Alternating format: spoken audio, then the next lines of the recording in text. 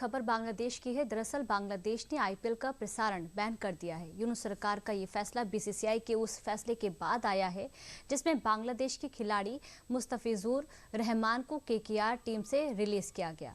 क्या है पूरा मामला, इस रिपोर्ट में देख लेते हैं।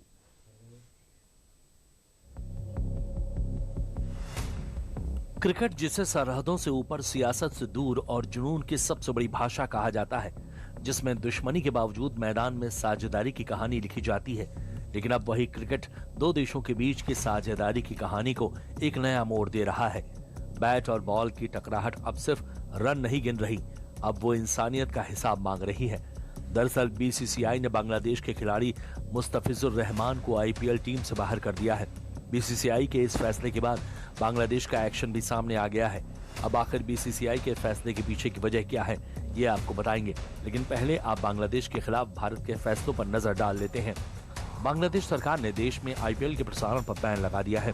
बांग्लादेश के सूचना और प्रसारण मंत्रालय ने सोमवार को इस संबंध में दिशा निर्देश जारी किए हैं। दरअसल 3 जनवरी को कोलकाता नाइट राइडर्स केकेआर ने मुस्तफिजुर को टीम से बाहर कर दिया था। बांग्लादेश ने यह फैसला बीसीसीआई के उस आदेश के बाद लिया है जिसमें बोर्ड ने केकेआर को बांग्लादेश के खिलाड़ी मुस्तफिजुर रहमान को स्क्वाड से रिलीज करने के लिए कहा था। इसके बाद अब बांग्लादेश ने टी20 वर्ल्ड कप 2026 के लिए भारत न आने का फैसला कर लिया है। बांग्लादेश भारत से बाहर अपने वर्ल्ड कप मैच खेलना चाहता है। इंडियन प्रीमियर लीग दुनिया की सबसे बड़ी और सबसे चमकदार क्रिकेट लीग अब भारत और बांग्लादेश के बीच एक नए टकराव की वजह बन गई है। कोलकाता नाइट राइडर्स बीसीसीआई के फैसलों ने बांग्लादेश को यह बता दिया है कि साझेदारी की डोर सम्मान के साथ थामी जाती है, लेकिन पिछले 16 दिनों में बांग्लादेश ने उन सभी साझेदारी को कुचलने का कोई असर नहीं छोड़ा। बीसीसीआई के इस फैसलों को देश भर में सराहा जा रहा है।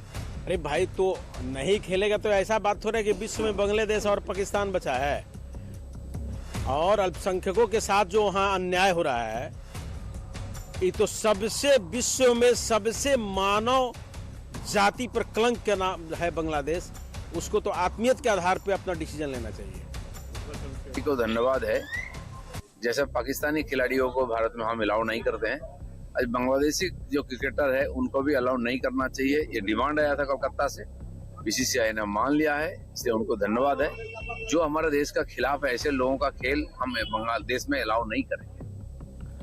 दिलचस्प बात यह है कि बीसीसीआई के फैसले के बाद बांग्लादेश में उबाल आ गया। यूनुस सरकार जो कट्टरपंथियों के खिलाफ चुप्पी साधे थी, वो भारत के खिलाफ नोटिस जारी कर रही है। बांग्लादेश सरकार ने देश में आईपीएल के प्रसारण पर बैन लगा दिया है। यूनुस सरकार का लेटर कार्ड जारी हो गया है, लिहाजा अब न ढाका में आईपीएल दिखेगा, न चौको छक्कों की गूंज सुनाई देगी। बांग्लादेश के इस फैसले पर बीजेपी नेता दिलीप घोष ने भी राजनीति और रणनीति की परिभाषा बताते हुए यूनुस सरकार पर सवाल किया है। बांग्लादेश में जो भी हो रहा है किसी के लिए ठीक नहीं हो रहा है।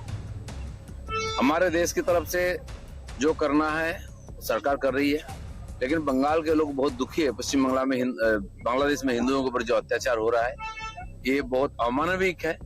इसका परिणाम उनको भुगतना पड़ेगा।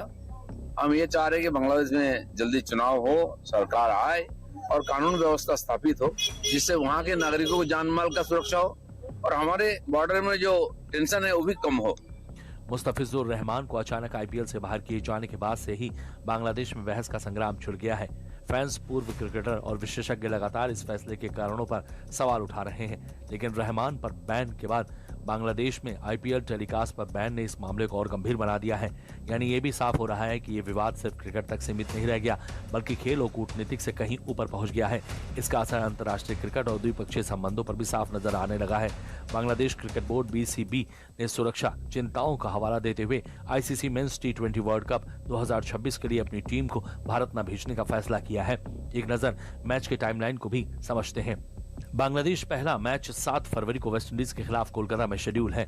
दूसरा 9 फरवरी को इटली से और तीसरा 14 फरवरी को इंग्लैंड से और चौथा 17 फरवरी को नेपाल से, जो कोलकाता में शेड्यूल है। दरअसल बांग्लादेश में अल्पसंख्यकों पर हो रहे अत्याचारों के खिलाफ लगातार ये मांग उठ खड़ी थी कि बांग्लादेश पर कार्रवाई हो।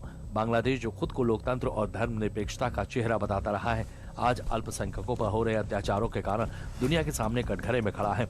बांग्लादेश में पहचान के नाम पर जान ली जा रही है। भीड़ का उन्माद इंसानियत पर भारी पड़ रहा है, जो सीधे सीधे किसी बड़े साजिश की ओर इशारा करता है। इसको समझने के लिए आप हिंसा के टाइमलाइन को भी समझ लीजिए। 12 दिसंबर को शरीफ उस्मान हादी नाम के एक युवा नेता को अज्ञात हमलावरों ने चुनाव प्रचार के दौरान गोली मार दी थी। गोली लगने के बाद हादी को इलाज के लिए सिंगापुर भेजा गया। वहां अस्पताल में उसकी मौत हो गई। हादी ने शेख हसीना के खिलाफ हुए हिंसक विद्रोह में बड़ी भूमिका निभाई थी। हिंसक विरोध प्रदर्शनों के चलते ही हसीना को पीएम पद के साथ साथ देश भी छोड़ना पड़ा था। उस्मान हादी की मौत के बाद ढाका सहित कई शहरों में हिंसक प्रदर्शन शुरू हुआ। भारतीय उच्च आयोग और न्यूज दफ्तरों पर हमले किए गए। भारत विरोधी नारे लगाकर अल्पसंख्यकों को निशाना बनाया गया। 18 दिसंबर की रात हिंदू युवक दीपू चंद्र दास की हत्या कर दी गई। फिर सरेआम पेड़ से लटकाकर उसे जिंदा जला दिया गया था। बांग्लादेश में शेख हसीना विरोधी नेता पर हमला हुआ। खुलना में मोहम्मद मोतालेब शिकदर को घर में घुसकर गोली मार दी गई। फिर 29 साल के अमृत मंडल को भीड़ ने मौत के हवाले कर दिया।